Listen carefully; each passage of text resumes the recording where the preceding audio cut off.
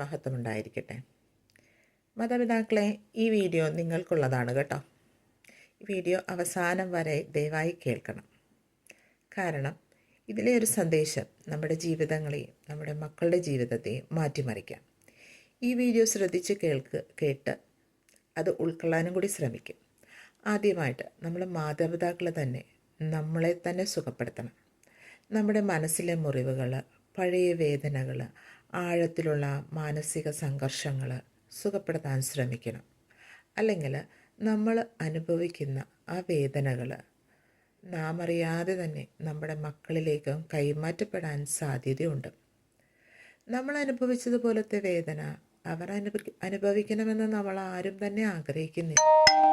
അതുകൊണ്ട് വേദനയുടെ ആ ചക്രം നമ്മളിൽ തന്നെ അവസാനിപ്പിക്കുന്നതാണ് നല്ലത്. ഒരു മനോഹരമായ വാക്യമുണ്ട് കേട്ടോ.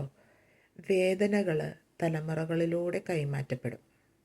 എന്നാൽ ഒരാൾ ആ ചക്രം അവിടെ തന്നെ അവസാനിപ്പിച്ചാൽ സൗഖ്യത്തിന് തുടക്കം കുറിക്കാം. നമ്മൾ കുടുംബത്തിലെ മാതാപിതാക്കളാവുമ്പോൾ നമ്മൾക്കതിനുള്ള ശക്തിയുണ്ട്.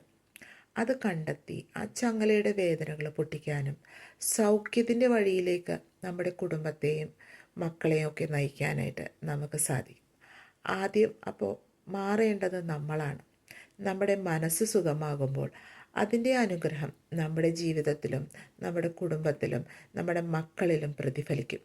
അവർ കൂടുതൽ സ്നേഹത്തോടെ, ആത്മവിശ്വാസത്തോടെ, മാനസിക ആരോഗ്യത്തോടു കൂടി വളരും. അവസാനമായി ഒന്നുകൂടി ഓർമ്മപ്പെടുത്തുന്നു, നമ്മുടെ സൗഖ്യമാണ് നമ്മുടെ മക്കൾക്ക് നൽകാവുന്ന ഏറ്റവും വലിയ സമ്മാനം. അതുകൊണ്ട് മാറ്റം ഇന്ന് തന്നെ ചെയ്യാൻ നോക്കുക. ഇപ്പോൾ തന്നെ നമ്മളിൽ തന്നെ ആരംഭിച്ച് അതിന് തുടക്കം കുറിക്കുക. നന്ദി.